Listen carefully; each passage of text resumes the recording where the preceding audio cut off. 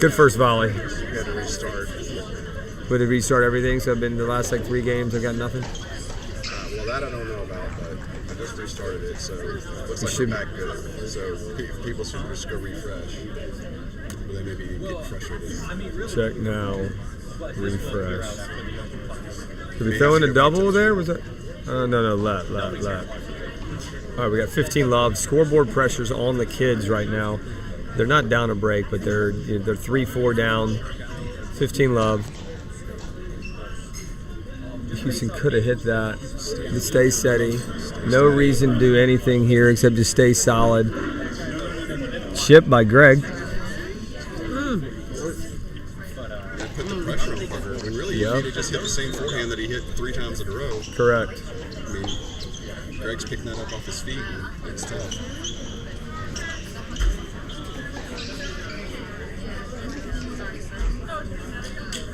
All right, we got 15 all here. We're potential a couple loose shots. You never know what. That's a great serve, unbelievable return, backhand, super solid by Dan. Unbelievable volley back behind. That's a good move by Greg and put the pressure on P. Free to hit the volley. Had to change direction, go forehand volley down the line.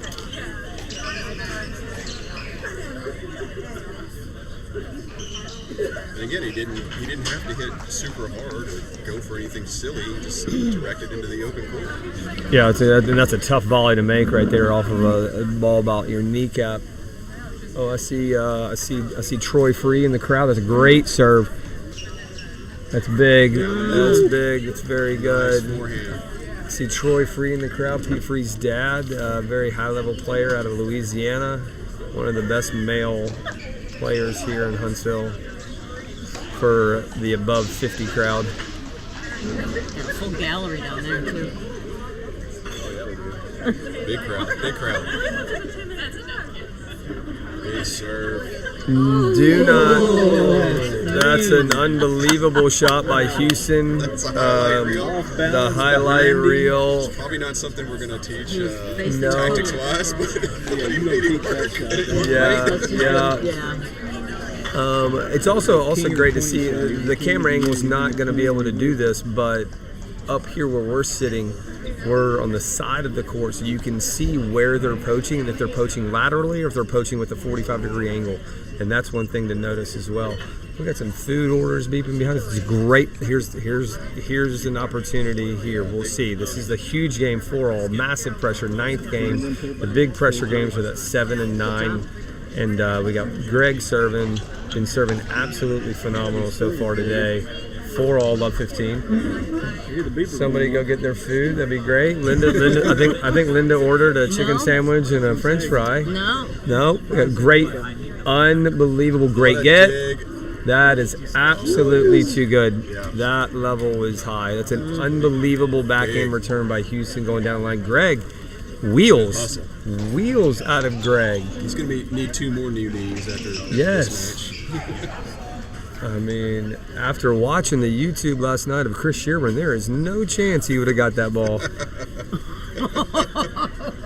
He's not around, is he? No, but the shot that Chris Shearman, if everybody can go back and watch last night, the shot that Chris Shearman hit was probably the shot of the tournament. Actually ended up going around the net, through a chair or over a chair, and hit a clean winner. It was unbelievable. Woo! Okay, that's 3 straight high-level points. That's where the adults, if the boys play at this, they play big. Like they didn't execute a couple games ago, but they play big and go for their shots, and it's executing. There's not really, in my opinion, anybody that can compete with them in the tournament. But tough to do. Tough to be able to pull those triggers and execute with the pressure. We got Love 40. They were Love 40 last Greg service game, and Greg and them still held serve. So now we got a second serve, Love 40. My opinion is, hey, execute. Don't go big here. Make somebody hit 2 or 3 shots. You don't need to go big here. Execution. That's just a great serve. Great serve off the line. It's too good. Too good. Even if you play defense there, even if you throw up a lob, anything in the court, because the adults are going to feel a little bit of pressure there because they know they have to serve. They know they have to hold serve here. Again, we're going to the Houston serving. Houston hasn't faced break point. He serves next. So this is going to be the focus, the mental struggle here for Parker to play smart. Correct. After hitting a massive return last time, is he going to play solid? Great first serve. That's too good. Got caught, Dan. Dan got caught on the poach. We talked about that at the beginning of the match. And the first time, a couple of times that Dan poached, he was not able to execute the volley. Again, that's not Dan's strength. I'm okay with just playing standard there and letting Greg hit a couple ground strokes. So here we're at 5-4. The focus from Parker there, very, very high. He just didn't go big. Didn't go big. Let's get the point started. Let's put the pressure back on the other side. And gets rewarded for it, gets the point, and gets the game. And now the Houston serve. We're 6 sets in. He hasn't faced break point the whole tournament. So we're going to see, does that streak continue, or do the adults get in this game and get Houston a little bit of pressure? I think the first time that Houston could feel pressure on his serve is if they can just get to break point. That's just going to add an element of pressure. He hasn't faced break point yet. Got to love the energy out of the two boys getting up from the chair, jogging back to get the ball. High level energy, positive energy. They're trying to repeat it. Had to go get some Geritol. We got the peanut gallery over here to the right talking about getting Geritol to get the old man off the chair. I love it. I think they just went ahead and put that in the Bloody Mary mix. Yes, so yes. That's why the Bloody Marys are so good. All right, so here we go. Yeah, Houston has served 5-4. Finals of the men's open here. We're going to see if they can get a little bit of pressure on Houston's serve. Executed the first serve. Great return out of Dan. Here he comes in. Half volley. I love it. That's a good move. Greg backed up a little bit as P. Free crossed. He got a little off balance. But they played very steady there. Very steady. They went after the shot, but they went big at a big target. Yep. Yeah. Houston hit a forehand down low and made Dan hit a half volley, which he had to volley up. All right, we got 15 love. See how Houston serves this game. Kick serve to the backhand. That's absolutely perfect. I would run that play over and over and over again. We'll see 30 love. It's 2 first serves made with the pressure on. Solid mental right there.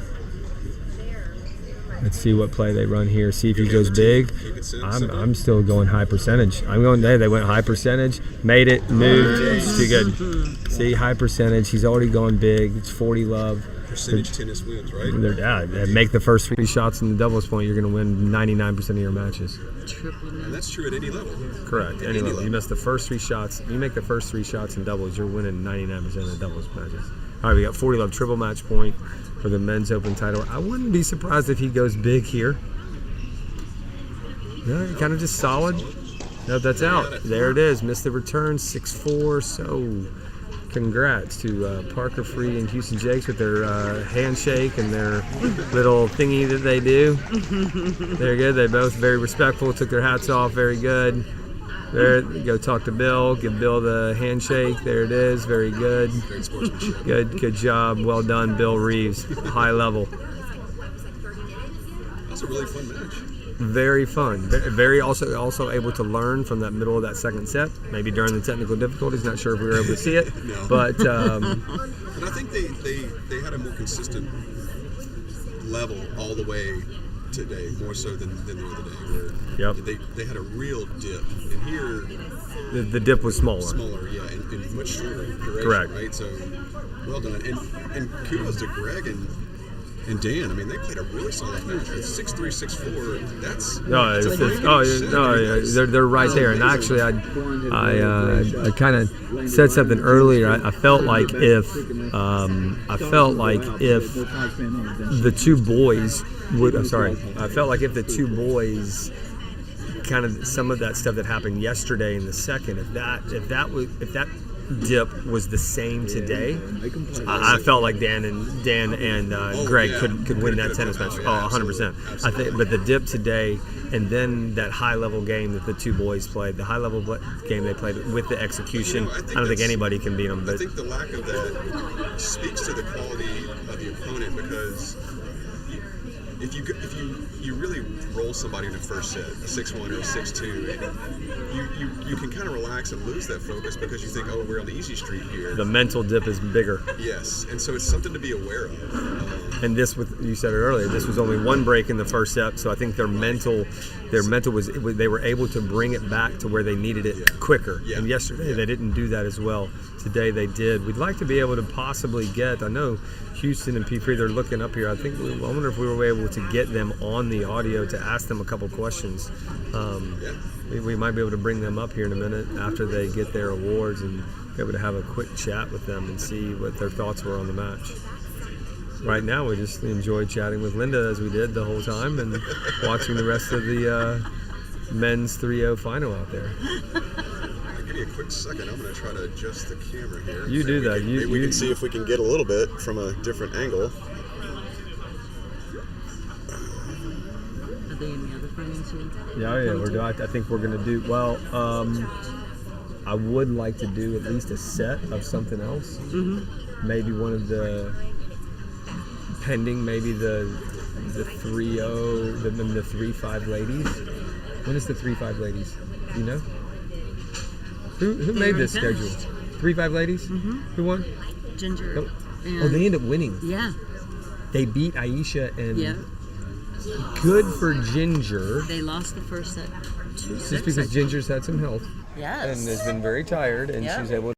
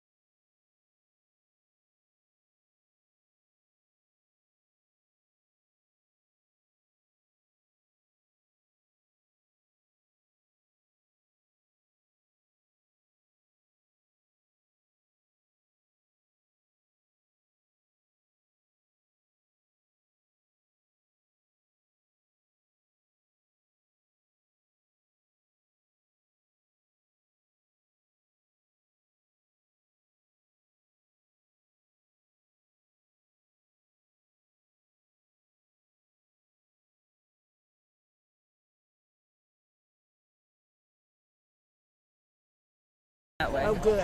Yep. All right, here we go. Bill. We have Bill. He said, keep that for him, or I'll give it to him. Okay, I'll keep it. Gotcha. We have Bill Reeves, the official referee of that men's open match. Yes, we're going to.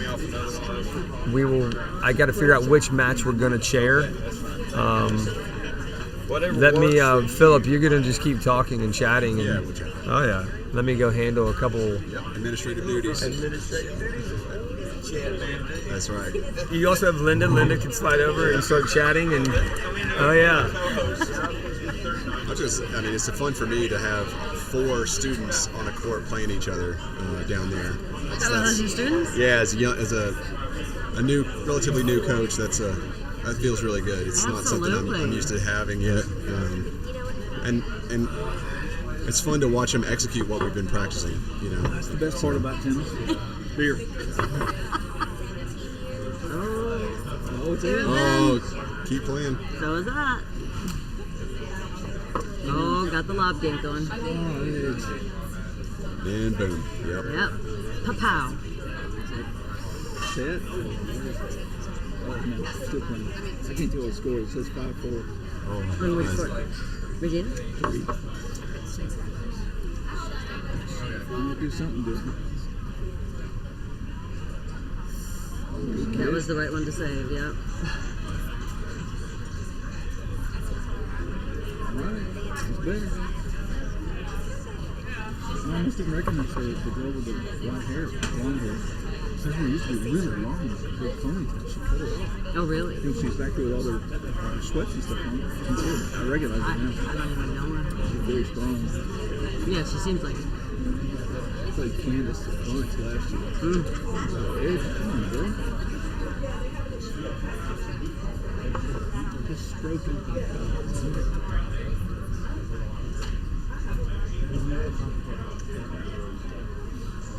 Nicole's got a really nice feeling.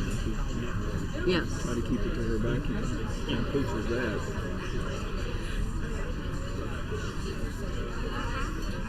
Yep, there you go. Find the weakness and exploit it. They said you only had that one thing better than your opponent. That's all you got to have, one thing. You know, I love Jenny to death, but she, I don't think I've ever seen her go through with anything. I mean, on, you know, any stroke, forehand, backhand. It's different. Gina is the only kind of person that plays well with her opponent because Gina keeps everything going. Yeah. All the time. Yeah. She'll run down. She's the Bambi. That's it. Yeah. Like that. Gina's not going to put a lot of balls away, but she's going to beat you with that ground stroke. Right. You're going to be so tired of her getting it back that you're going Runs everything down. you're going to And she do hits something to good make a ball. mistake. Yeah. She doesn't just dink a ball back. Yeah. She gives you a good strike. She's in her 60s too. She only runs so much. Yeah. She doesn't have much of a break ball. Overhead is not like her serve. She hits it back. Yeah. Nice, Isaac. Way to go down the line.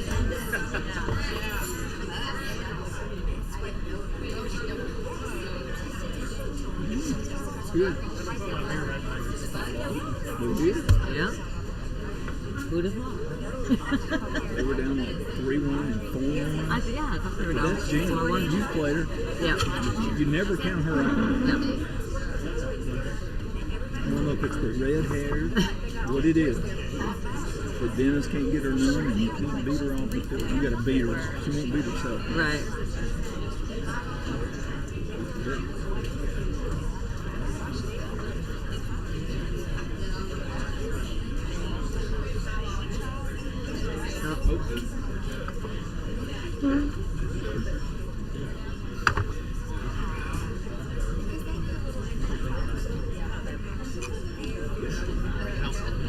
My phone turned off until we forgot about it. People, you know, I mean, turn it over to my phone.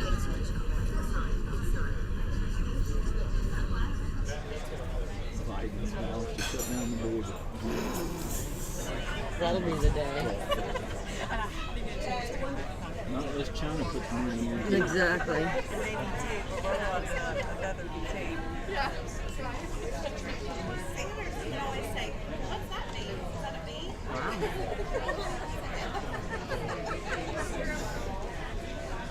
Philip over here, the tech guy. Yeah, He said these are 4 of his students here in the 3-0 final. Yeah. that's good, you know. Got, Which one? You said these are all your students? On court 4. Yeah. Yeah. All 4 of them. On court 4, yeah. Yeah. There you go. That's great. that's I've been teaching for, I don't know, 35 years. I retired last year. And half the people in here, we've been a chance to touch their game at some point in Yeah. time. It's fine. Some of us are good players, and some of us are, I hope, good teachers. My coach told me in college, he said, you're never going to be both. You're going to end up making a decision. Right, right. And I got a lot more enjoyment out of teaching than I do playing. Still have kids who they go, hey, I just got a scholarship in college. I didn't see them in 10 years. Yeah. They've moved away or whatever. Yeah. They stay in touch. Yeah, because they know that you were We were part of their part of that journey. To their get little there. kids. They did the same thing Yeah. everybody did, but they just excelled. Yep. And my kids, Keaton and Candace, still playing. Some, she's not playing much. Oh, get it, Rose. Shot. Bad seat. Sitting in her back. Jeannie did not move back. Why you want to say something, Stacy? Stacy, you want to tell them something? Just none of this, Stacy.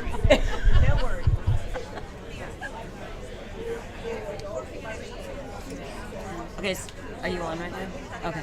So I know you're like the video and camera guy and stuff. So one time I suggested to Eddie, Rusty, I said, wouldn't it be fun to do like what's in my bag like they do on the Tennis Channel? Have you ever seen that? Yep. You know, just like people around the club. And, you know, put an email, because nobody really looks at the website. You know, send out emails and put it as a little attachment or something. I just thought it'd be kind of fun. Probably, for something like that, probably need to put it on Facebook. Well, yeah, it could be. 6'5". Yeah, we've talked about doing some things, but it's just, especially with those two, getting the time to do it, because they're just running nonstop. So that's really the kind of Right. biggest.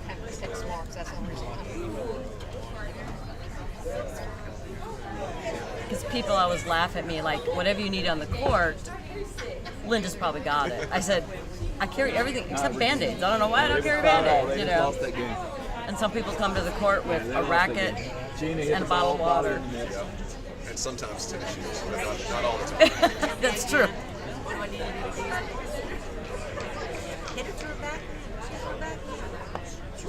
I should probably head home because football. What time does football start? 3:30?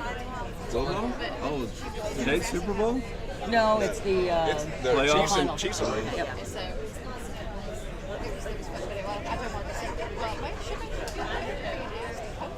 AFC and NFC championships. That would be correct, right? Yeah, I think I'll so. give you my best Scooby-Doo go. All I've been living here. I didn't even know who won the women's nor the men's. Oh, I don't know who won the men's, so don't. I made the mistake of opening up my phone. I did hear something about 5 sets, but I still want to watch it. You know. I won't say anything. Now. Thank you. I will not ruin If it I for can you like get- my stupid brother did. If I can get out of here without hearing that, that'd be pretty amazing.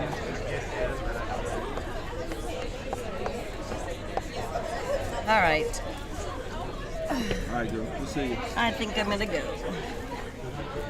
I ate sun's enough out. from the buffet for. Are the sun's out? I said I wondered for something. Oh yeah, I wonder too. Let's see what's going on with it. It was when I It got was there. when we got here, dang it. There was nothing on the radar that I saw, but it was drizzling.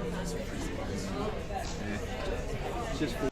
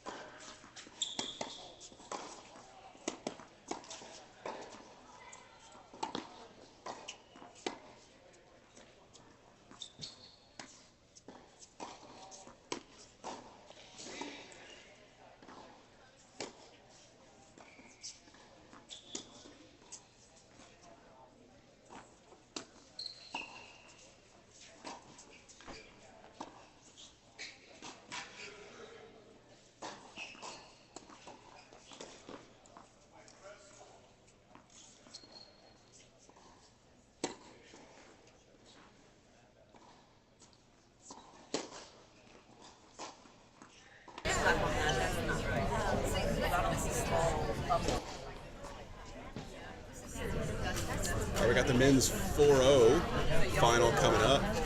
Eddie's going to be back here in a minute, and we're going to work the first set, and then give our throats a little break here.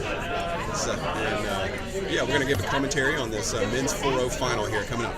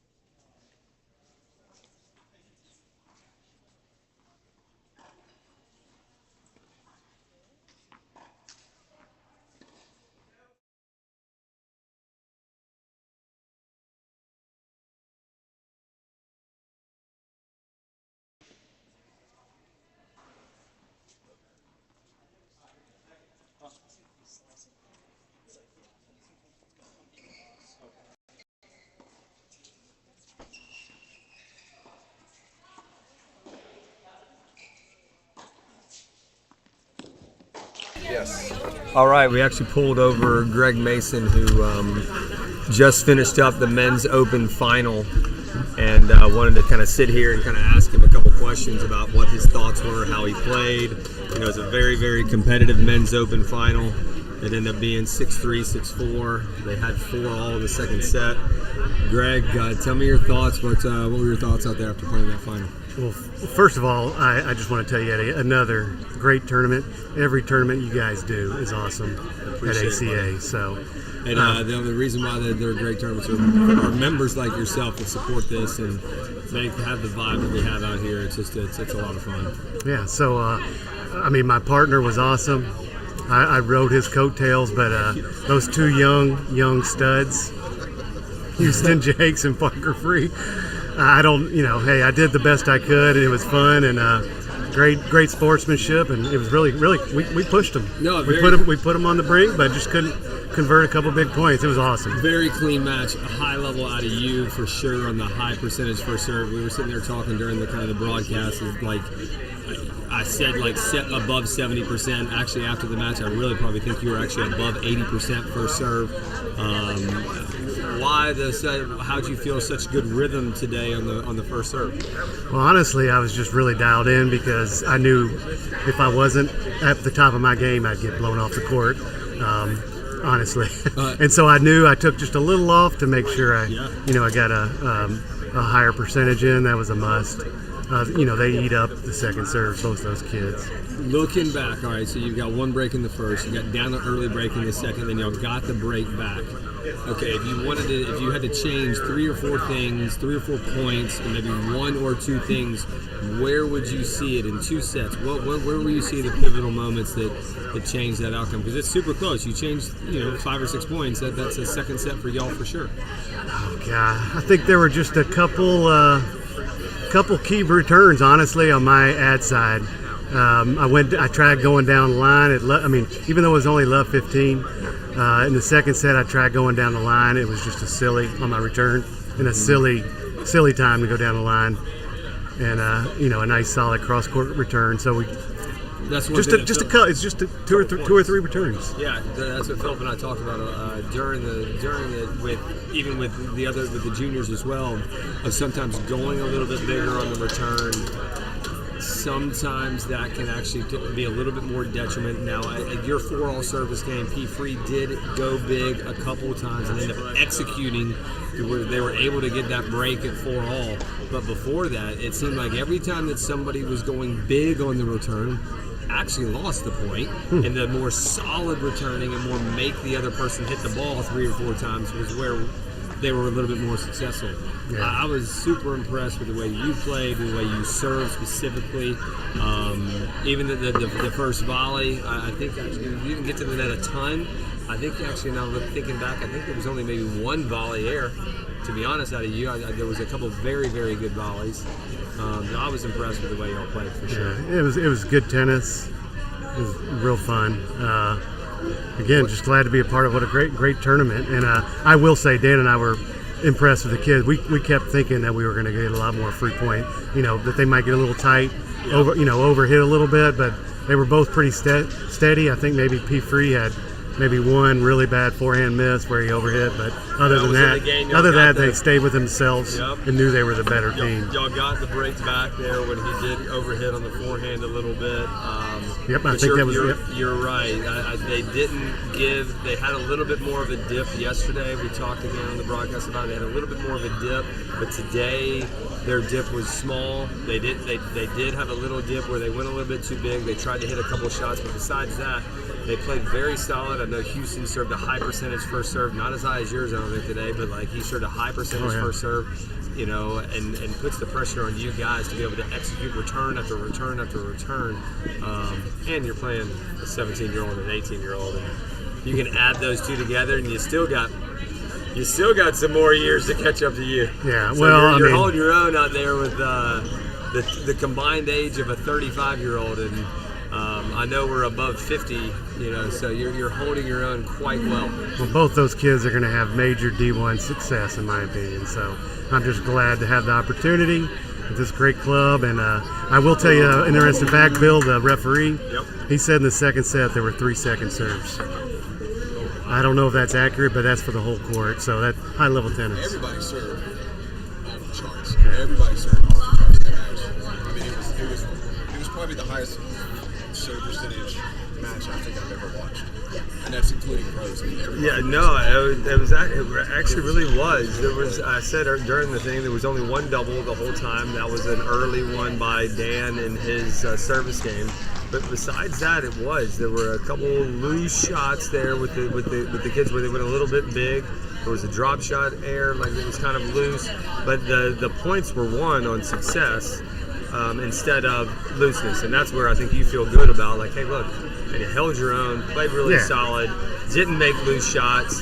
When you're looking back, you're only looking at like 1 or 2 shots that you feel like you could take back. And hey, if you go play a tennis match, you only look back and you're only going to grab 1 or 2 shots, pretty successful day. Yeah, they won it. We didn't give it to them. They won it. Just 5 or 6 points. There's doubles where you come off the court and you say, did I get beat or did I lose? And in that match, I think you guys just got beat. But you didn't lose. No. I will say probably the best game they played the whole tournament was the 4-all service game from you. You didn't play a bad game at all. I think there were 3 winners hit off those guys. So, yeah, no, kudos to you and your family. Really enjoy seeing your mom and dad come down. That's just super cool. Just enjoy you guys as members. Stacy's awesome. Just love having you guys. Love you still competing with these guys, man, is great. You know, getting out there and always done such a good job with helping out the juniors and hitting with them, and now down to the younger age with Ryan and those guys. So just appreciate everything about you, man, and glad to have you guys around. I'm glad I get to do T3 here so I can stay in shape to do this stuff. Yeah, that's right, man. Guys crushing the gym, too, so it's awesome to have Greg Mason join us for a second. And super high level out of him today. Yeah, man, this guy stays fit. He works at his game. He works at everything, man, and that's why he is able to compete with those 17 and 18-year-olds out there. Yeah, all right, that's awesome. ACA rules, baby. Yes, that's awesome, buddy. It's fun. Good stuff, buddy.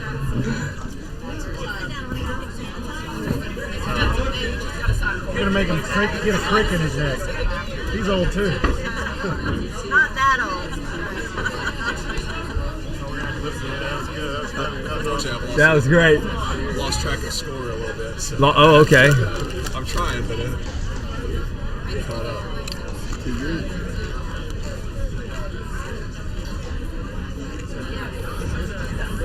I'm actually going to get the. These guys are playing really well. Young guys out here. Yeah, absolutely. Good shots. Playing some smart tennis, coming in, caution, good volleyball. Hey, super young here for the 4-0 final here. I feel like we're watching junior tennis match.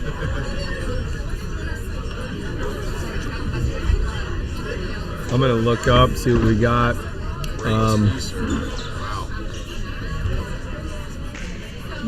These are gonna be the 4-0 guys that everybody is after for their USTA league team. They all look under 30. They're all gonna be getting. Hey, they all look under 25. I know they do. Look it. They're all gonna be getting contacted. Join my team. These guys are gonna be.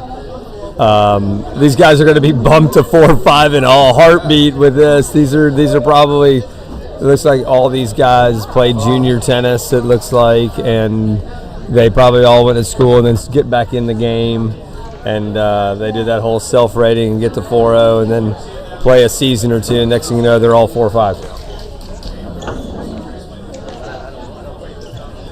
been very high quality so far. Big roundies, good volleys, good serving.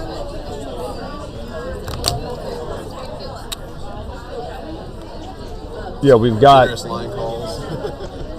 we've got Josiah Hereford and Robert Hill versus Matt Hartman and Jonah Hudson.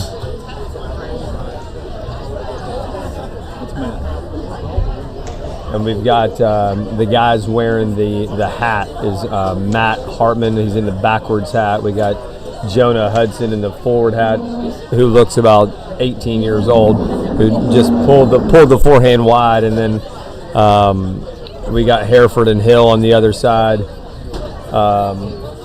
We got the basketball. Is it the basketball jersey? We got the Denver Nuggets. We got the. Matt's the youngest of 5 family members of Harmon. All of them play tennis. Oh, okay. We got a little tidbit from the Light family over here. We got Matt Hartman is the youngest of 5. All play tennis. So it's got a tennis family. And I know the Hereford family also is a big tennis family as well.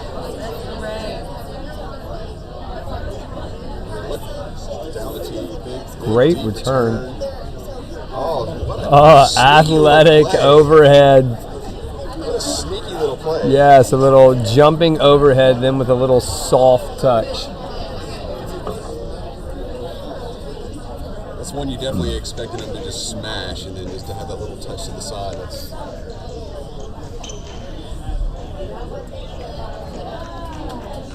Is that Trexler Gainer on 2? Yeah. We got Trexler and Gainer over there on 2 with the matching, almost Hawaiian-looking shirts we got going on over there. Mad respect for that. I Yep. love the matching outfits. I can never get my partner to do that. That is a absolute massive serve. And where's he going? Right in the body. Right in the body. Safest serve, safest big serve you could hit. In doubles, it's almost like magic when you finally get somebody to start serving the body instead of going wide all the time, and then they just start having easy service games. You're like, whoa! It's just It's the most underutilized best serve in the game. it's fantastic because especially like at our level, 3-5, 3-0. We may be good on the stretch, but taking the quick adjustment steps to get out of the way and clear room for 27 inches of racket and 24 inches of arm to swing is very difficult. And especially because we're not as fast reading the ball that you guys at the higher level would be. So it takes us longer to just realize that that's what we need to do, let alone actually do it. I don't play a ton, but even with coaching, and we actually play points, and I'm playing against some of the juniors. I hit slider body backhand where I actually get a little bit even more specific to where I like to bring the ball in on the backhand side and try to hit the left tip and utilize that serve all the time. And it's so effective to where I feel like I have so much less pressure being able to hit that serve when I'm going to go big down the tee and I have a quarter that I got to hit. If I have a little bit of movement on the serve, if I have a little bit of spin on the serve, and I can get it around that area, it can be just as effective. It's way safer. Way safer. And even if they get the return back, it's generally coming down the middle of the court, so you're more likely to get your partner involved at net, which, as we've talked about, is the whole point of doubles is that you win the point at net. And so if you're as a server not getting your partner involved, because you're trying to hit aces or whatever, then you're not really doing your job as part of the team. Correct. This is a long game here, trying to hold serve here. We got Deuce right here. It's a big 40. Went big, didn't need to do it. Ended up being a little bit long, so now we got break point. Oh crap! I missed this one. Oh well.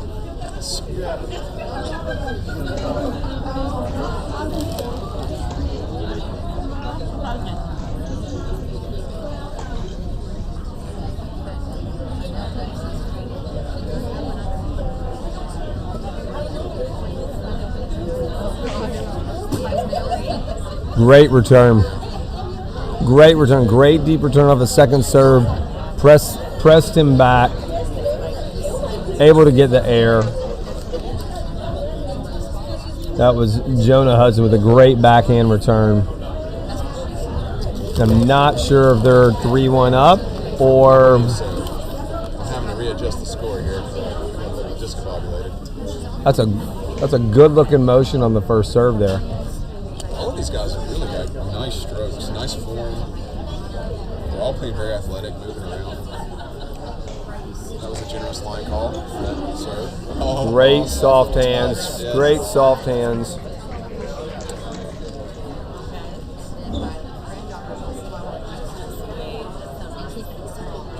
We're gonna get an update on the Court 3 Light matchup. Are they down a set? Down a set. Right now, all I see is 2-1 up. Yep. Trying to get a little commentator a little bit on everything that's going on out there. We got 6 courts going on right now. We got 3 o'clock on a Sunday afternoon. We got 6 courts happening. We have the finals of the men's 4-5 going on live stream on the other channel. On the other channel, we got court 6. Yeah, we've had court 4 most of the week, but we changed it over to 6 so we can get as many of the finals onto the YouTubes as we can. Yep, we got Nathan Smith down there. We've got Eric Allen. We've got Lucas Linares, and we got Nevin Langdon down there on 6. Looks like we got 3-2 on court 6 with the men's 4-5 final. First set down there. So big shout out to Johnny Cooper for creating the score signs for the back courts. So it makes it much easier to keep track of what all's going on. He made those by hand to make them big enough that we can see them, and so I really appreciate that. That's been a real boon, and I heard a lot of comments on that throughout the week about how people have appreciated being able to see the scores all the way down. Yeah, no, it's a huge, and hey, nobody is, to be honest, but we're all not exactly getting any younger out here, and the eyes aren't seeing as well as they used to. We don't have to use binoculars to see the scores down there now, so that's nice. Correct. So it looks like right here on court 1, we're watching, they got the break right back after a long break, and then they got the break right back, and looks like Hudson and Hartman gave the break right back. Jonah just lost serve.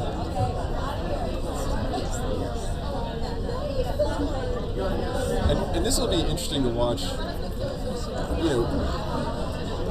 with Parker and Houston and Greg. I mean, that's some high level tennis. Future college players, former college players.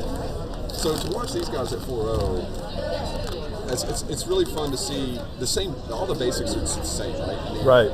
No, and even some pace right there. You just saw a couple of pace. It's just keep going. No, it's just the tactics, the strategies, the basics that you talk about at the high level are applicable at all skill levels. Yes. So just because we were watching a high level match, it doesn't mean that if you're watching that and you listen to us talk about tactics, that's not applicable to your match. Right, and then whatever level you are. Exactly. Then execution and then shot selection. Like that shot selection, You're not the right defense, shot. You're on defense, and then you're off balance. You're trying to go cross court in front of the net person to try to hit this winner that would maybe go over there, when all he had to do is just go back down the line and keep the point going. Stay in it. Yep. And then now we just make way better choices across the board right there, make them hit 3 or 4 shots, but they end up getting them all back. Great hands over there, and we end up getting an error. So now we're love 30 down on serve. So with 2 breaks in a row, that's the other part. It's holding serve. Holding serve at this level is a little bit more challenging. But it's why, and it's not just because we're not hitting as big or we're not having the heavy serve. It's decision making. Decision making. Decisions, and so we're making the game harder on ourselves. Correct. Did the exact same thing I just asked. Boom. He went right back to the exact same spot, got the air, exact same forehand. So just played a smarter ball. Different shot selection, different outcome. And that's the important thing, is I think, as we talked about in the last match, is a lot of times we think our game, we got to go work on technical aspects. I need to go on the ball machine. When really it's we're making poor decisions, and so we're not even putting ourselves in a position where our technique can come out. Correct. And so that's why, like we talked about, is record yourself, watch your match. Is it your shot selection or is it technique? Right. But you don't have to have the greatest technique if you play smart. I mean, who's gonna actually go to Medvedev and be like, man, I can't wait to go have my swings look like that. Right. And not that they're that bad, but like it's not the most conventional looking professional swings. Look at Tiafoe's forehand. It's very interesting. So like you have technique across the board. The greatest 3 tennis players of all time. Okay, they all 3 look drastically different.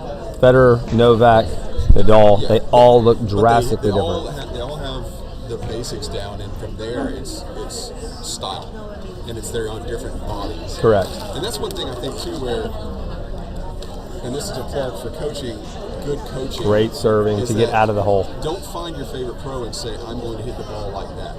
Because you're more likely to focus on stylistic things rather than the fundamentals of a biomechanically correct swing. Correct, because there's some fundamentals of what Federer, Nadal, and Novak do that are all the same, but their style and actually their take back or their finish and some of the other things that creates their style are all three very, very different. So, like, you don't want to go emulate, hey, I got to hit the ball like X. I got to hit the ball like that. No, take the middle part of the swing of where you're making contact. Take some of the other elements of what they do to where all three of them do the exact same thing. Do that part, but don't try because everybody's their own individual. Don't try to match the swing 100%. Correct. How you're going to play tennis. Like you just take all those guys. That's a great volley. Take all those guys. They all look completely different with their whole full swing. Everybody's different. Medvedev, which pro that you look out there on TV is like, oh my gosh, that's almost Dimitrov to Federer would be the closest that I would say, hey, look, those two guys look very, very, very similar. But besides that, I don't know if I would say one person, oh my gosh, that's the exact same as this person. That's the exact. Go back to McEnroe and Connors. They look drastically different. Go, good hustle. I'd have called him out. Great get. Yes. Now reset the point. Reset, get it in the point. Do not. Oh, he missed. No, it's in. It's in. Play safe. Oh! He saw him move and went inside in and was able to hit the winner from the back of the court. Impressive. But still had a relatively big target.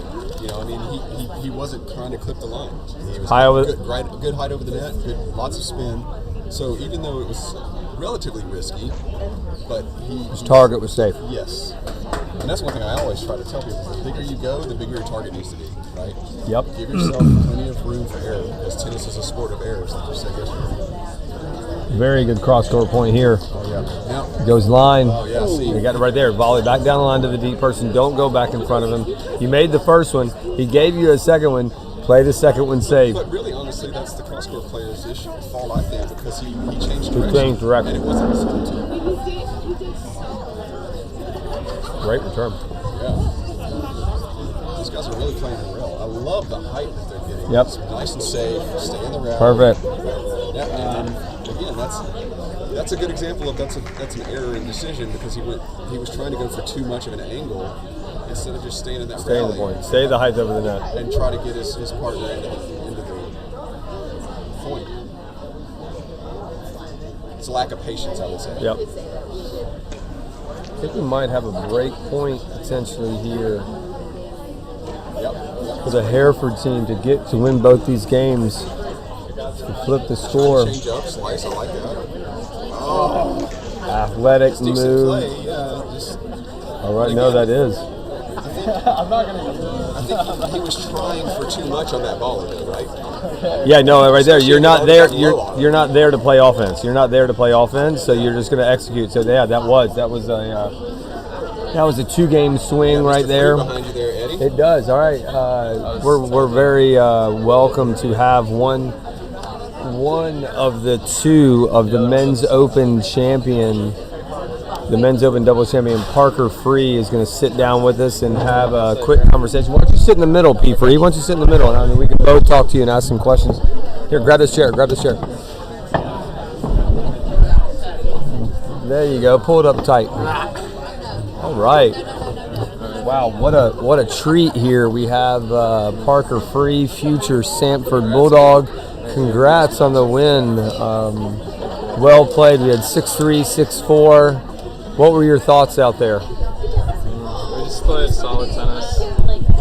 We played solid throughout the whole match. It was pretty comfortable through the first set. I mean, it could have been a little cleaner, but it was pretty solid. And then into the second, and then we did the same thing as yesterday, where we kind of fell off for a little bit and let them get back in the match. But then we did a good job of picking our level back up to probably the highest it's been like the whole tournament. So no, let's pinpoint on that real quick. Yeah, the 4-all game. That's where you'll hear on some of the commentating the 4-all game was the highest level y'all played the whole tournament. That's where I said, hey, look, if these guys play at that level and execute, nobody's beating them in the tournament. That game proved that. Y'all played, I think y'all hit 3 out of the 4 points were winners. You had a huge return. You had a huge, massive ball. Oh my God! You get that ball like it owed you money. I just slapped it as hard as I could, right down the line. It's perfect. A little risky, but I mean, you made it work. So yeah. No, you were feeling. I know we actually already talked a little bit since the match was over, and I know y'all were 2-0 up, 2-1, and then we had they had that little bit of a dip as well. Because we're just also watching here this 4-0 final. You felt good with the shots that you actually hit. Tell us about that. We're talking about that little dip that y'all had again in the second set. Just kind of go through the analysis real quick of those 2 games back to back and your thoughts. So, it was the same thing as yesterday where I was serving and I played. It was, I guess we lost focus and Houston hit a couple rough shots and then I followed him with the exact same thing, but I was hitting it clean, but it was just like dumb decisions, like especially like the ball that I was like falling back and trying to hit an angle like against Dan instead of going down the middle. It's like, what am I doing? So let's focus on that for a second. And where do you think that the decisions come from? Where do you think those decisions and go ahead. I think it's like I want to, like, I notice a little bit of us like going downhill, and I want to like force. You want to force the recovery. Yeah. Okay, so let's go to that real quick. So there's 2 things that I think we can think about. Score, okay. Y'all are in the lead, so there's that aspect. These guys, you're trying to make the recovery, okay. Those guys have to catch you, and we talked about that on the broadcast. Those guys have to come catch you instead of you forcing the situation. They're starting to creep a little bit because we make a couple shaky decisions. Houston poached on one of those backhand volleys and tried to do the same backhand drop volley.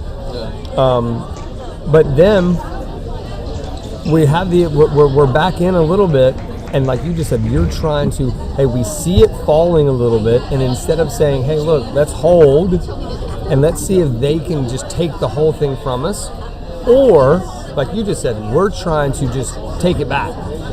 And I think at certain levels, you can say, hey, look, yes, we have dipped a little bit, but let's see if they can create the bigger dip.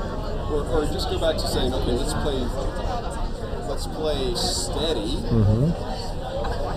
get your confidence back, then, which I think ultimately is what you guys did. They did. You decided to come in. Now, is that something that you guys talked about and said, hey, let's just clean it up, play steady? Yeah, we went back to just play simple, high energy, and just do what we've been doing, because it was still on serve, so it's not like we were behind, and we knew we were the better team, so we could like pull it out. Did y'all actually communicate, the 2 of you?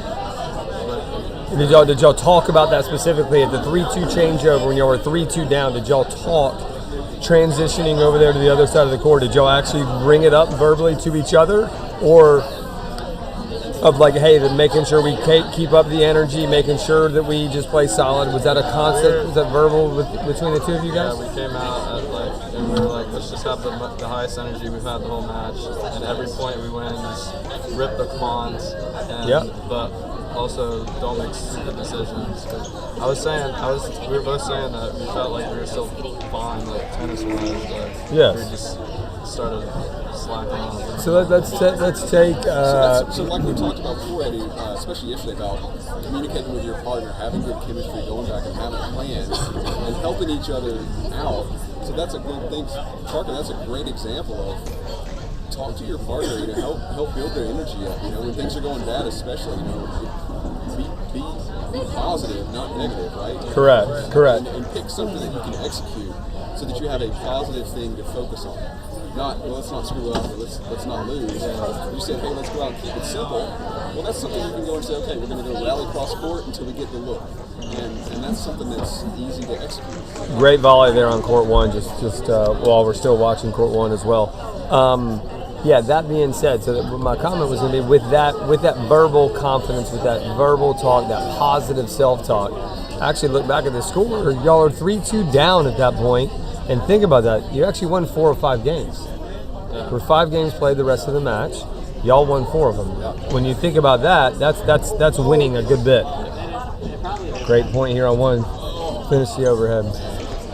No, very solid. Also, I do the serving by everybody was very good. Bill said we only missed 3 first serves in the second set. That's impressive. On serve and hitting your spots. It wasn't just like patty cake serving either, but it was going for it, hitting their spots. It was really fun to watch. Philip asked during the match, what do you attest your, let's say, increase in miles per hour off the first serve? We felt like you've increased that over the last, let's say, 3 to 6 months. What do you attest the increase in your miles per hour off your first serve to? Throwing the football with Easton, we both said that ever since we've been throwing it multiple times a week, both of us have loosened up and popping the serve. That actually is a great coaching tool. I'm a big fan of that. Ben Shelton was a high school quarterback. So the throwing the football really repeats the right swing, the right elbow placement, the right hand placement, the body. I love it. Get their bodies involved on the serve. They're just arming it, and then they wonder why their shoulder hurts. And yeah, getting the whole body engaged, and you're really going to zip the football. That's an unbelievable running forehand here on court one. Unbelievable running forehand court one. I've also been trying to use my legs more, especially when I want to hit a bomb flat. I bend my legs a lot more so that I can drive forward. Yeah, the real quick on the throwing the football, one thing that I think that speaking of serves, very good serve on one. The racket and football, sometimes the racket can get a little bit too behind the head early on some of the serves. And with the football, they don't put the football way behind the head. No. So if you can repeat the throwing motion of a football, keeping it a little bit more kind of saluting, kind of Peyton Manning, get that football over there to the right, grab that racket like it's a football, and then swing it. So no, that's good. That's good. We have some of the 3-0 ladies have sat down next to us, and also we have Jaden Martin from Madison Academy, senior at Madison Academy, has sat down next to us. Probably looking to ask some questions. So P. Free, real quick, tell us your story. You're a senior now at Bob Jones, and we announced it on the broadcast. But what are we doing for college tennis? I'm going to Sanford. Who's the head coach of Sanford? Oliver Reynolds, head coach at Sanford. So, Awesome. Me and one other guy coming in for next year. That's super exciting. Congrats on that. That's super cool. It's good because it's close to home. That's true. That's true. Can't be too far from Miss Emily and Mr. Troy. That's right. And also a little tidbit about P. Free is that he has a twin. Yes, we call her She Free. She Free. He is a twin. She plays soccer. She's the one that whips P. Free into shape. She's she's that alpha of the P. Free, She Free tandem. Mm-hmm.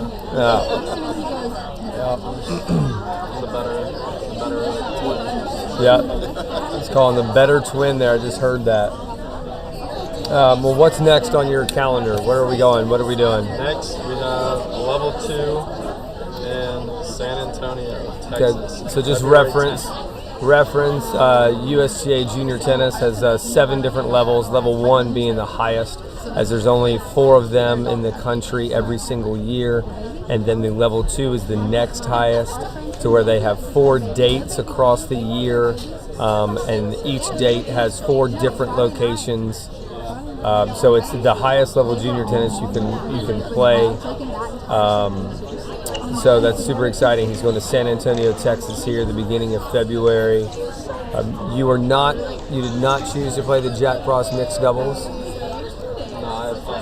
You opted out of that. Okay, so some lady or some junior is going to be very upset that they're not going to be able to have the wonderful P. Free as their partner this year. But no, that's super cool. On your success in junior tennis, to be able to play at that high level. I know you traveled and played all the level 1s last year, and traveling. Good luck this upcoming February in the level 2. And also, you were choosing to play. You opted out of high school tennis this year, or were you choosing to still play? No, we're not. After the domination last year, I do remember that. I understand that. The domination last year at the high school state championship. I believe you won the state title, and in the high school state tournament, you lost a total of 2 games. And that means actually, we're not talking about matches, people. We're talking about 2 individual games, as Parker Free was the 6A, 7A? 7A, which is the highest level, obviously, of high school state association. The gentleman only lost 2 in your tennis this year. I know you want to eventually get it. Right now, our USTA ranking in the country is in the 200s, probably, I believe. And I know our goal is probably going to be top 100 by the end of the year, which I think is totally achievable with the level 2s and the level 1s coming up, to be able to get top Stanford in the fall in August. Well, Parker Freeway, it's been awesome for you to join us and grace us with your presence after the victory. You have already done your stretching and your post-match routine. Awesome. Crushing the sauna right now. All right. Well, we'll ask Houston to join us as well. You go enjoy the football or the YouTube or whatever you like to do here the rest of the day. Get some grub, and we'll catch up tomorrow for sure. Thank you. Thank you. Yes, sir. Thank you.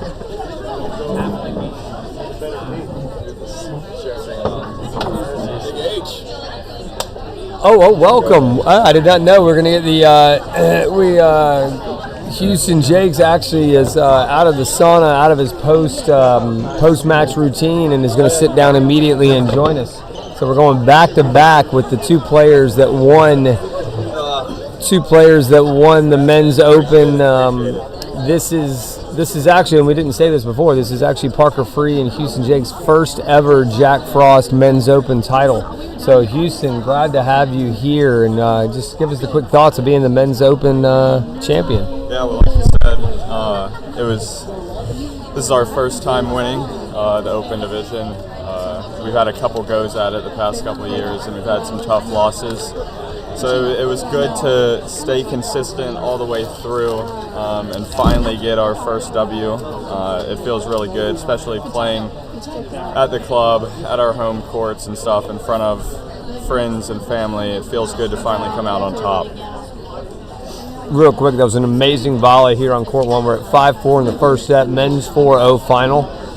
Unreal volley there, cross-court angle with the backhand right there. 5-4 men's 4-0 final. 5-all, actually. 5-all, yeah. Oh, sorry about that. Yeah, and for a minute, let's let Houston give us some of his thoughts on watching this. I think it's a pretty high level tennis game. Yeah. So, yeah, Houston, just talk us through some of this as you're watching. I don't think I've seen any of these guys play, but this is an unbelievable point right here. Oh, and he misses the easy one. But yeah, this 4-0, so these players can definitely play tennis for sure, pretty high level. But yeah, it looks like we've got a lefty wearing the Denver Nuggets jersey over here. He looks pretty athletic. Let's see this point though. Yeah, the pace, they're able to generate a good bit of pace.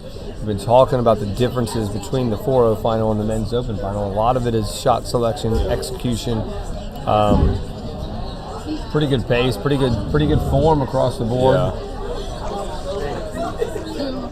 Going cross-court singles rally here. Oh, and Speaking of, he's at the curtain, Yeah. and he chooses. Go ahead, Houston. Yeah, see, that's where I feel like in the past couple of years, especially with me and P. Free, and obviously we still make mistakes where we shouldn't hit the shots that we hit. But that's also like when you see an opening and you're feeling it in the moment. Sometimes it's okay to pull the trigger and stuff. But I would definitely say that's probably the biggest difference between this type of level and then getting to the next level is being smart. Wow. Being smart and just making people play, and that's what I feel like I did a good job this tournament. Is when it kind of got into the moments yesterday night, and then even today, to where it started to get a little bit tighter in the second set. We did a better job today, but just making the players play extra shots than just trying to go for a big one, and I feel like that's a big reason we were able to be successful. Yeah, that's one thing that Philip and I've talked about. Yeah. You talked about the dip. Yesterday was solid, but then the second set you just sort of, I think maybe feeling a little too much. Yeah, got a little loose, but you did tighten it up. But today, on the whole, even with a little bit of a dip in the second, it didn't last as long, and you came out of it much sooner and went back to high percentage for your opportunity. Yeah. And me and P. Free did a much better job communicating today when we were in those moments. We felt kind of a little bit of pressure yesterday and got a little bit nervous maybe, and we didn't communicate as well as we should have. And then when we were in the same position today, once we were up 2-0, got down 3-2, we made sure to communicate about it, be okay with 3-2, that's where we're at, there's nothing you can do about it, and then we just moved on from it and stayed solid, and then we got our chance at 4-all in the second, and we hit some pretty good returns, and then closed it out on my serve. Yeah, that's incredible. The past couple of days we've talked about is how well you have served. Yeah. Not just pace, but placement. And change of pace. Yeah. And so, has there anything specifically you've been working on, practice routines you've been going through that's you feel like's helped you? Solid this week. I feel like a couple weeks ago played the tournament over in Florida and stuff, and I remember my dad telling me that I was just kind of hitting the same serve over and over again, and I was not having very much success on the serve that tournament at all. Indoors, I do feel really comfortable with just working the ball, and so there were multiple times where I called off P. Free on like his sign that he gave me, his signal that he gave me, because I understood what shot to hit in the moment off the serve, and I started to feel really comfortable in it, and changing up the speeds and spins was a big part of it. Like you look at Ben Shelton, he's one of those guys who like can hit it like 140 miles per hour every single time, but his average speed in the second round of this year's Australian Open, his average first serve speed was like 116 miles per hour, and his fastest serve of the match was like 142. So like he's changing up his speeds and spin every single time he's hitting a serve. No, that's a great point. And then with that, we talked about it, and we talked about it the whole match on the broadcast. You did not actually face break point the whole tournament. That's 6 consecutive sets, and we kept trying to give you some commentator pressure and some the jinx from the commentator. We brought it up in the first set. Got down love 15 a couple times, like, okay, maybe that we talked about it too much, but still there at the 5-4 service game. End up holding again, did not face break point the whole tournament. That's an impressive stat. Holding serve for a whole tournament is impressive. Not facing a break point is even more impressive. So congrats on the serving. That shows the work ethic, it shows the thought process that you're choosing to change up, do different things, and do what it takes to actually hold serve. Great, yeah, just like Ben Shelton. I can hit this, but if hitting 140 miles an hour doesn't win serve, then what's the point of hitting it? And then it's like a fastball pitcher that can throw it 100 miles an hour. If you throw it 100 miles an hour every single time, eventually it's going over the fence. Yeah, and that's why you like Greg Maddux so much. Okay, so I'm on the time with Ashton, but Ashton, when she called me about it, so she's like, we're going to get to the bottom of it. Caitlin and Caitlin one is going to call for and tell them how to do it. And then I told him to touch the ball 100 just now, and he goes, just went by Get it that. back and to talk about that real time. Yeah. All from guys actually doing it. That was really Oh, fun. but to find out, I'm really scared. He's about to call us in 10 minutes. We try to generalize that. What can anybody do? No, he's Right. he didn't get to play today. Partner communication. Getting back to Yeah, he's like really mad about it. Yeah. I don't know, Nick lost like 1-4, 4-1. Yeah. He said that And like it also they helps haven't that me played and in, like, 2 P3 have matches. played He's been like killing everyone. 50 tournaments But, like, together, so we've kind of got that chemistry down and our communication down to where, like, I mean, we know when someone's going too big, we know when we need to settle down and stuff. And yeah, the communication between me and P3, especially over the past year, and highlight reel drop shot. Well, we had two, so we had two. So Volley drop shot. let's the go one over. inside out. Let's go over 3 real quick because we did choose one yesterday, and that was when that was in that middle of that dip, and then we had almost the exact same one in the middle of their smaller dip that we did not execute, and then you end up executing the 3rd one today, which was a very, very highlight reel. That was P3's service game that we got broken in. Is when I chose the bad decision shot. I whiffed an overhead. It went straight into the light. I couldn't, like, I literally just lost the ball for a second, and I just chose to guess. I have no idea. So yeah, and then a couple points later, I think it was actually the next point that I tried to go back behind. I think it was maybe Dan or Greg up in the net. Tried to go chip, backhand volley, short, and that's just not the smart play at all. And then the highlight shot, that was I've done that a couple times actually at Jack Frost, and I don't know, I was just kind of going behind me, and I just tried to make it. I was not trying to make it that good, but it worked out perfect.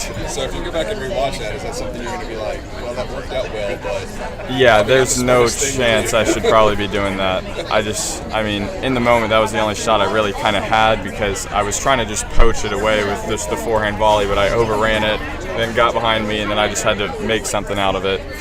But yeah, it turned out good, that's for sure. What do you feel like was the biggest thing you learned from your 3 matches here at the Jack Frost tournament? Holding serve is probably the most important thing because it's indoor tennis and these courts are crazy fast. But also, I mean, every match is really going to be competitive. We played 3 different matches. First match, we didn't play the highest level of people in our first match, but it was one of the closest matches we had. We lost 6 games in that one, 7 games in the second match, and then 7 games in this match. So, I mean, every single time really that you're going to play, especially in my tennis and singles and stuff, it's gotten to the point to where every single match is really a couple points away from being a completely opposite result. So yeah, that's probably one of the bigger things is that just in those big moments, having confidence and knowing that I feel like we were the best team out there and feeling confident that we can go out there and just play our tennis with no fear and just go out there and do that. So I don't think a lot of people realize even when especially as I'm trying to come from a beginner perspective, right? Started a dominant match, you could win 6-0, 6-0. Yeah. And literally have only won maybe 4 or 5 more points. Yeah. Right? Like the percentages could still be 50% to 48 or 52 to 48 or something like that. You know, so people don't, I think, a lot of times understand when they first start tennis that it's not about even a dominant match. Yeah. You still only have hinged on maybe 4 or 5 points. Yeah, there was a match at the Australian Open this year. It was Rublev versus Chris Eubanks, and it was 6-4, 6-4, 6-4. Rublev had 3 break points. He converted all 3. Eubanks had 3 break points. He didn't convert any. So, I mean, really it's about like 6-point swings, and it can be a completely opposite result. And like you were saying with like you can have a dominant match. Usually there aren't many dominant matches in college tennis play, but since it's no ad, every time you get the deuce, I mean, it's just 1 point there. Like it can completely switch the whole match just from 1 point. And I think that's the interesting thing about playing normal scoring with ad. Yeah. Is it makes the game so much more. Yeah, exactly. It really distills down, like you have to be focused on everything. So when you get to those big points, you gotta raise your level. Yeah, exactly. Like you say, that's the difference between a 6'4", 6'4" man or a 6'4". Yeah, and that was something that I learned. We played a Florida Southern event over earlier this year in the fall. And that was no ad. I won I think it was all four singles matches in that tournament, and didn't drop a set. But basically every single match was 3-4 points, and it goes the opposite way. And I just remember my dad telling me that like playing those points, you gotta play the points at 30 all and deuce like it's a deuce point, and you don't want to go for too many shots in those points. You want to have the other person miss. Just stay out there and grind in that point as long as you possibly can. And then if you get the opportunity to pounce on a ball, then take it and have confidence in that shot. Yeah, committing to the shots is the biggest thing, I think, especially for us beginners, is we get hesitant too often. Yeah, and I still feel like I sometimes can struggle with that, because my game has, over the past year, I've gotten better at it, but I struggle with, like, when I'm not playing well, I lose confidence and stuff, and when I have a forehand or so and there's the opportunity to hit it, I don't truly like believe and go and attack the shot. I still go attack it, but it's not. I'm playing with fear, and I'm able to just miss and stuff. And it's so hilarious to hear you guys talk about that. Because that's, as a beginner, we have a lot of that, and it's important for people to realize that that's consistent all the way through the sport. It's just these young guys are just doing it a lot faster than us, but it's still there, right? The nerves, the tension, like you may not see it because it's not as obvious, even for you guys, as it would be for us, for me, let's say. But it's still happening to you, right? That's a really key thing, I think, for beginners to understand. Is don't feel bad just because you're not at that level, because those guys and ladies are suffering through all this. The feeling. It's just happened a lot faster. We've talked. Me and my dad have talked about it, and we talked about it in one of our junior meetings a couple of days ago. There was a 60 Minutes thing on Novak, and he was talking about basically the same thing, to where he said it feels like he's got a storm brewing in his brain constantly. He's just able to understand that he's having those thoughts, and then he's okay with the thoughts, and then being able to just get them out of his brain quicker than, say, like me or you, than other people are able to do that. And that's why he's the greatest of all time, because he's okay with having those thoughts, and he's just so mentally strong to where he can just get them out of his brain really quickly and just move on. And I think that's a skill. I mean, it's a learned skill. It can be learned. Absolutely. So it's just something you can work on, just like you can work on your forehand. 100%, and that's one thing that where we see parents, why is my kid? Why are we not hitting as many balls, or why are we not doing this, or whatever it might be, or even like junior players, like, hey, look, the things in between the ears are just as important as your forehand and backhand, and so that's one thing that these guys have started to work on a little bit more, is taking the mental game serious, taking the time and working on that aspect of their game. Well, they've got the physical skills. Correct. When you look at, if you're watching pro tennis and you see, number 1 versus number 40, the physical skills are there. It's the biggest difference is the mental and emotional skills. Wow, unbelievable high backhand volley right there. We had just real quick to give an update here on court 1. We got Hereford Hill is up a set. Wow, what a point! That's an unbelievable point. That's Hereford Hill winning that point, and they're up a set. It's very good quality. Going back to that point, you'll see, if you went to even the next tier of professional tennis, you might see guys that you're wait a minute, this guy is 6'3", 6'4", he's 185 pounds. How much better physically can you possibly be? And they're stronger than, let's say, a Novak, or there's so many other physical assets that they have that are just like the guy that is 5 or 6 in the world. But It's being able to do that at 4-all, 30-all in the third. It's being able to be calm and peaceful and being able to have your best tennis come out at the most tense times. Yeah. And honestly, that's my biggest thing is when I can play very well, but there's not really a lot on the line. Yeah. I do struggle in the high tension moments. And that's just something that for me to, if I ever want to be a 4-0, which would be nice.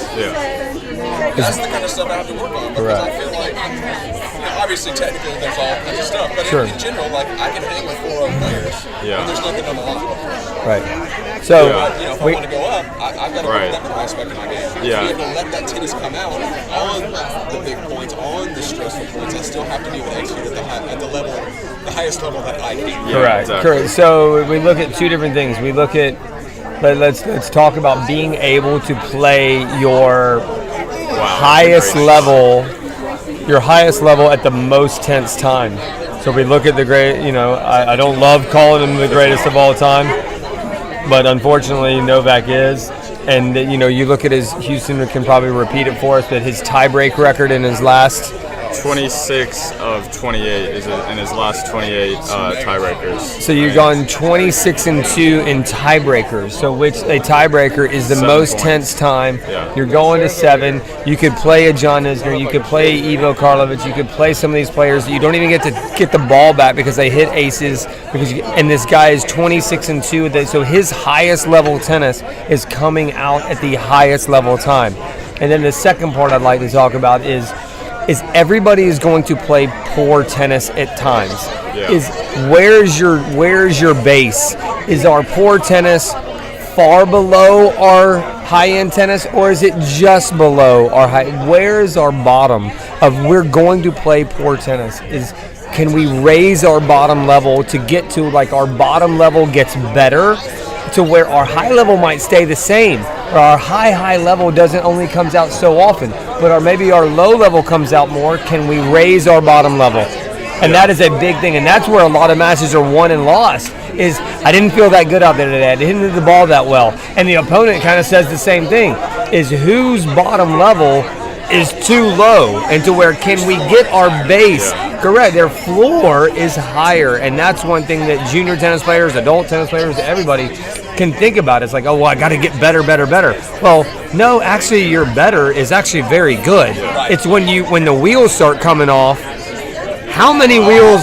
Oh, miss hit winner. How many wheels actually do fall off? Is it just one wheel and you're still pretty solid, or is it all 4 and you're not going anywhere? Because you could have 2 players and their high level is identical. Yeah. But it's how many wheels fell off. Yeah.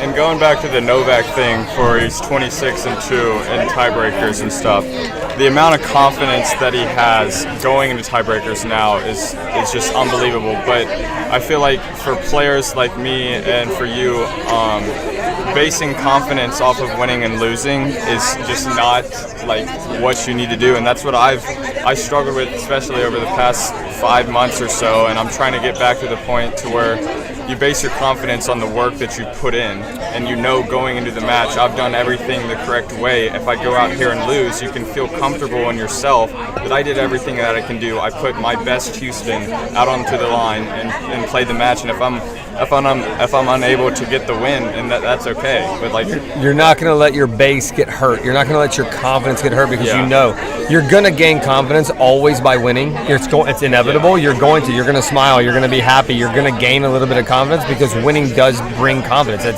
But you don't want your true base and your true confidence of your athleticism to just be based on wins and losses.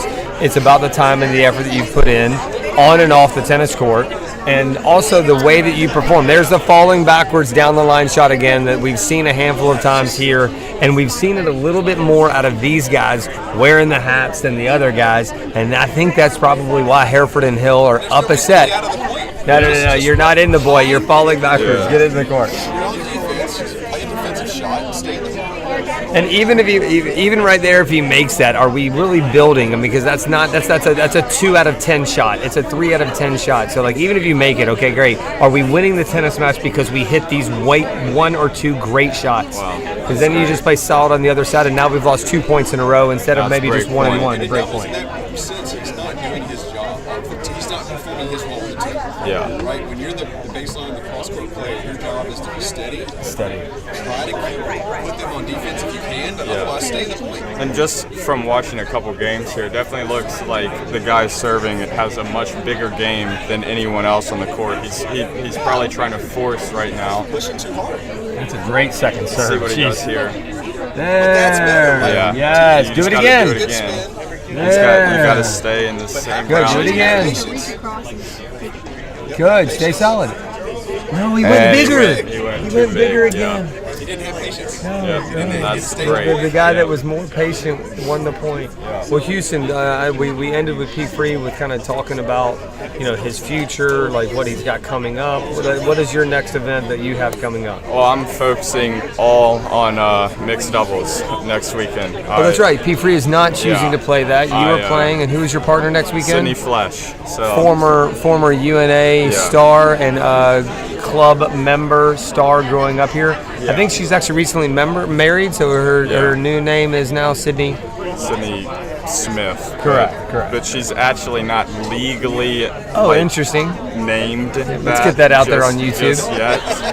Yeah, So- I've told Carson, her husband, that he's actually going to be Flesh, because I don't know if I'm ever going I to don't maybe either. stop calling Sydney Flesh, so that's going to be a tough one to switch over. Yeah. But yeah, next weekend, Jack Frost, mixed doubles. That's the next event.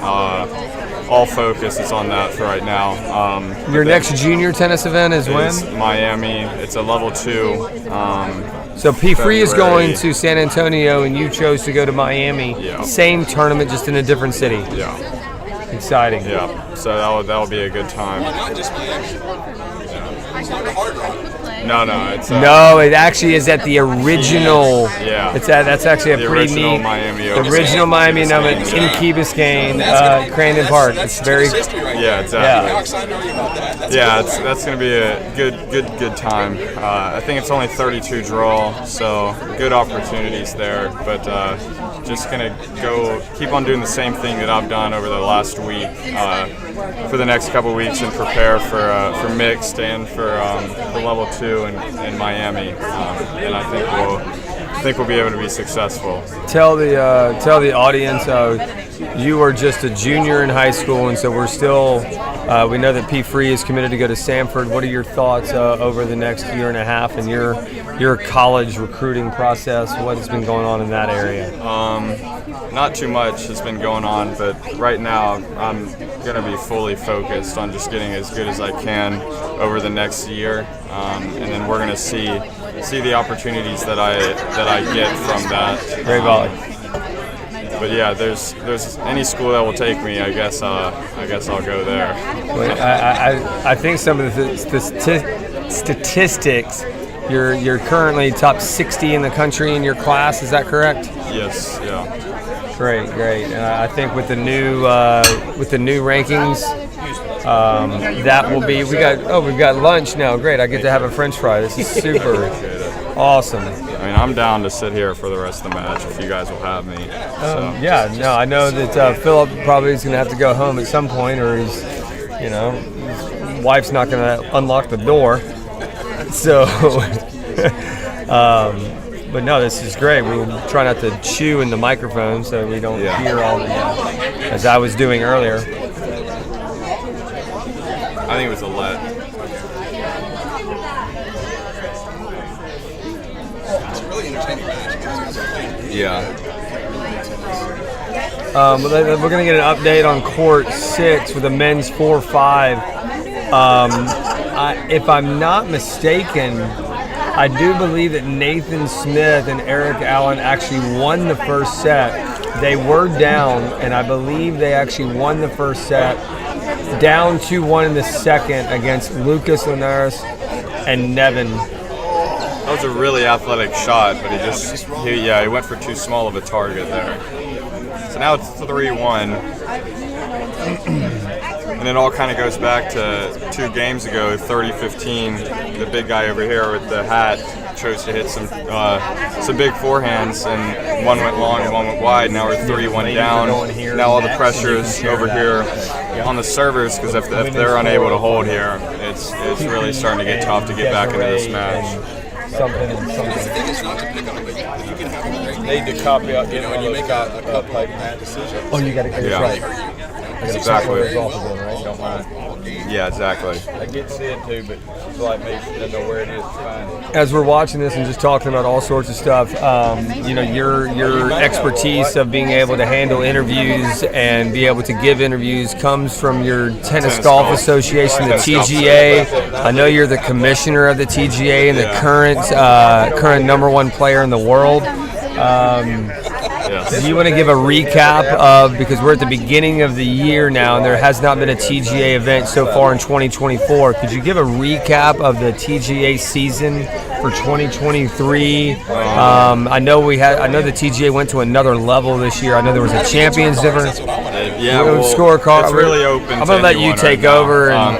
Yeah, we can TGA. talk about the last event too. I know I would love that because I was actually pretty successful in that event. Yeah, so. Tennis Golf has been a big part of the club over the past couple years, and it's been pretty awesome to be able to grow it for more members and adults, and the juniors have completely bought into it, and it's a great time. As that ball just went long.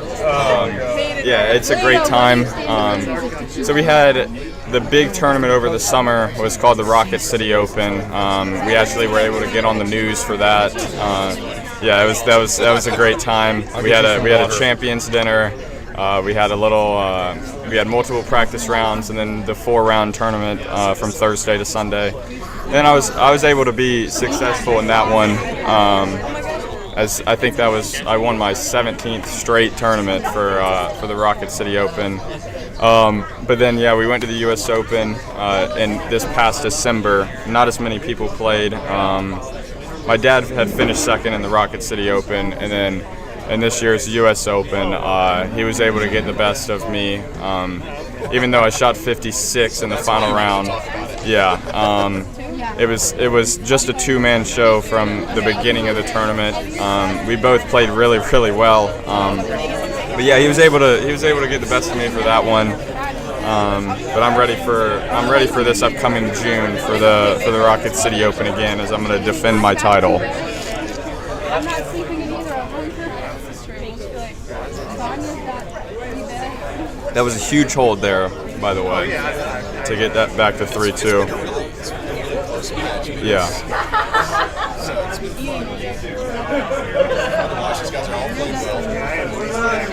Yeah. And it's easy to, I mean, when you have a good point, it's almost the times we're not talking about every good point. Right. So we pick out the negatives, but Right. it's not take away from all the really Yeah, this has been a really high level match so far. And the guys returning now have really got to focus on just getting into this game. Maybe getting a 15-love, 30-love lead in this game puts the pressure right back on the other team, and then they can put some pressure on them, and you might never know, get that break back. Nice. We got the booth view. That's really cool. Trying to get professional up here. That's why you keep No, I was like, you may be terrible at tennis, but you can Also there. Well, like, as far as QB, she was like, Mahomes. I was like, no. If we're talking about exactly. I'm going Jalen Hurts 100%. I watched him squat 600 pounds and I said, She doesn't play. Joe Burrow, Joe Shiesty. I got you some water there, buddy. No. talk us through this game. Oh, y'all talk. Alrighty. Are you commentating now? Yeah. Hey. Okay, let's get Patrick Mahomes off the End up switching this and end up having these guys would Yeah, that's a huge. Houston end up eating. We can keep the comments. Yeah, I would love to commentate it. Have Houston and P3 take over the TCA. They would actually sit here and love to do it. Oh yeah, that'd be great. We got the women's world final coming up. Oh. Yeah, we got 15 love here with the lefty serve.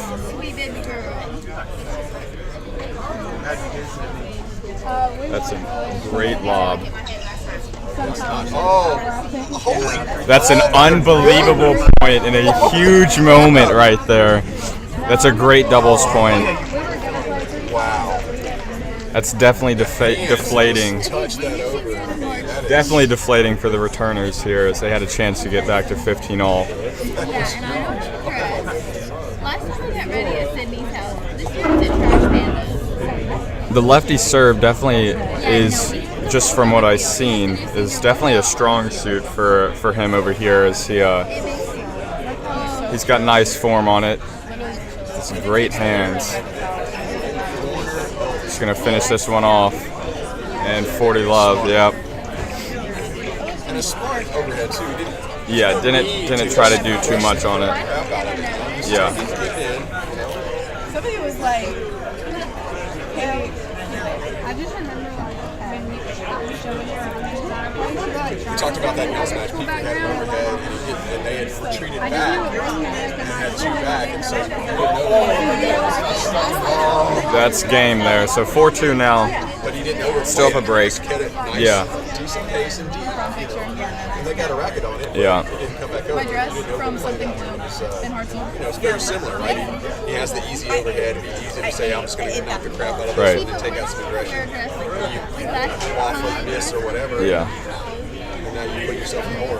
Yeah, now the pressure's back on for Team Hats, as they're going to have to serve it to really stay in this. If they get down 2 breaks in 5-2, it's not in their favor at all. Oh, and just missed it. You still want to be careful here, though, to not go for too many shots off as the returners.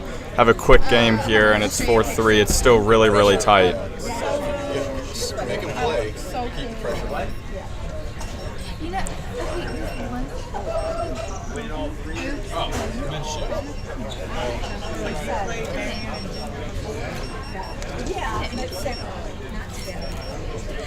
just a question, just like a random question. No, I don't think he does. I love him. I'm gonna miss him. Got to stay steady here. And there it is. That's a great chip there. 30 love. I can't wear that. They won't let me wear that. They will sit my butthole. That's insane. Got to make sure as Team Hats has got to keep their energy and attitude level up here. If it drops just a little bit, this match could be over in 10-15 minutes. That's what I remember. That's a great serve. It's a great serve there. What are the odds that hit somebody sitting? Probably high. Like 1 in 3. I was gonna say, are there only 3 people down there?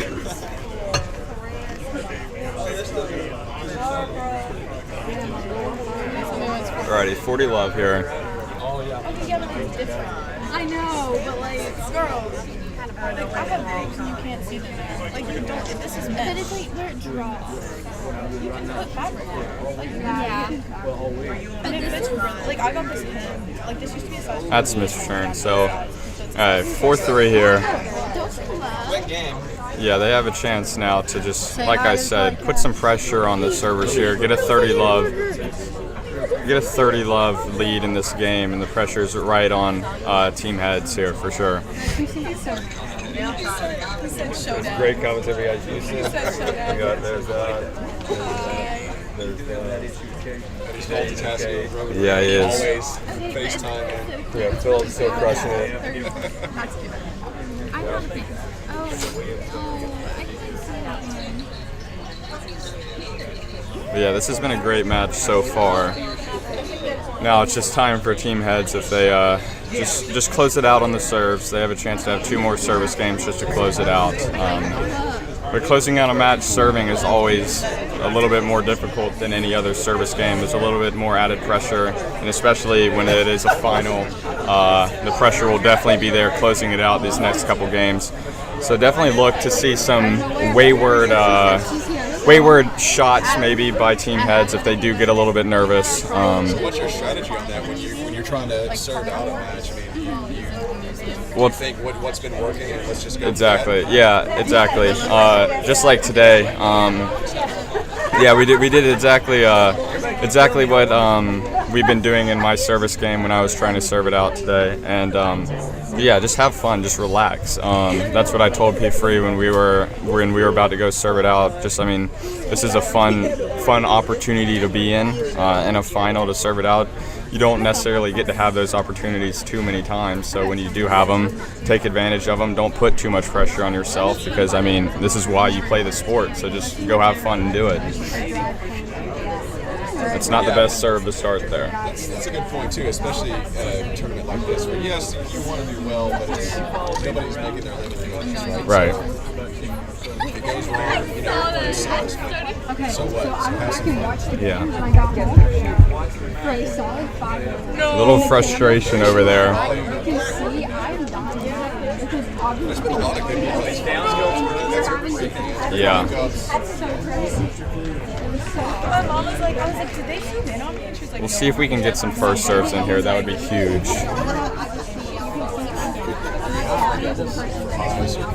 That's a great return.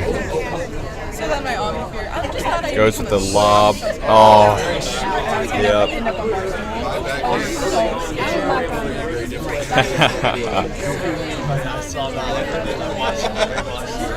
Yeah, we've had a little bit of an issue with a couple of them, but on the whole, yeah, we were back when volleys are just ridiculous.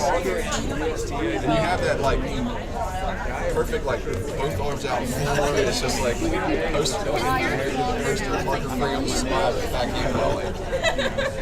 That's the Parker Free poster I'm looking for That's okay. Oh, it's a tight call there. That's the dude who walked out when I was Okay, no, there's only one. I think Too easy to mess this up. There it is. I think it's 40 love, actually. She looks so reputable. I think so. She looks so reputable. Yeah. Houston, keep me right on the score. Yes, sir.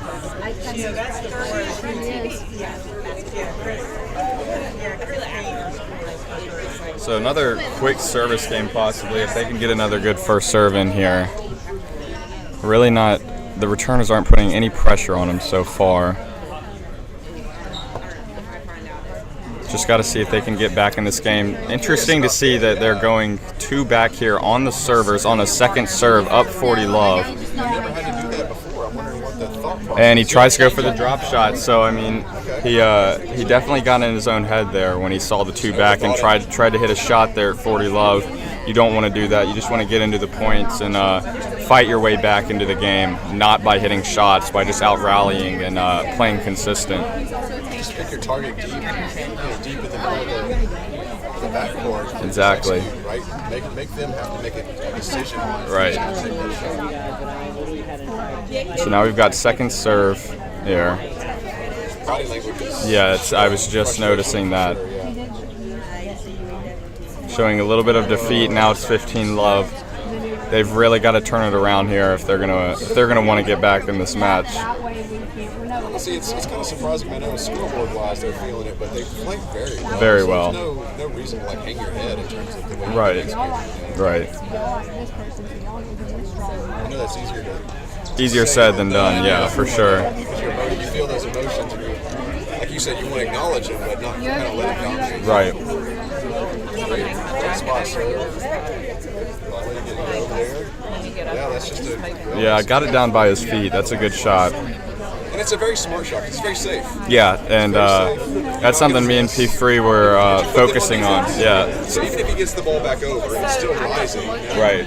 Then you're able to close and stuff. Yeah. We need to look at all change and tires and And that's the key coming up difference. It's not necessarily raw pace or anything. It can be shot hoping it'll work Yeah. out for when we get home. Yeah. Now we got 40 love here, triple match point. So Right, and that's the thing I try to tell people is not to think in terms of winners, right? But to think of setup, like almost like chess, right? 1, 2, 3, and then Right. maybe I have a shot that doesn't come back. that's a great saved match point there. That's a great poach, great move.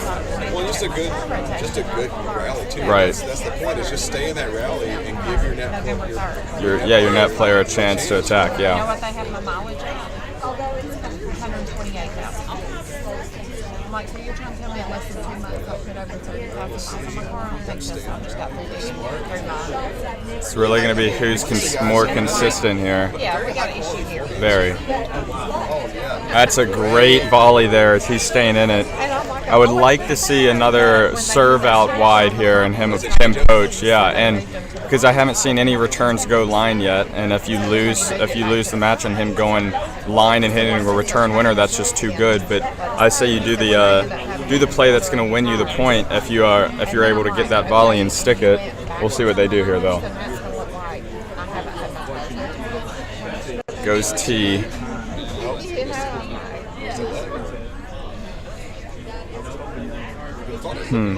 Ball did look into me as well.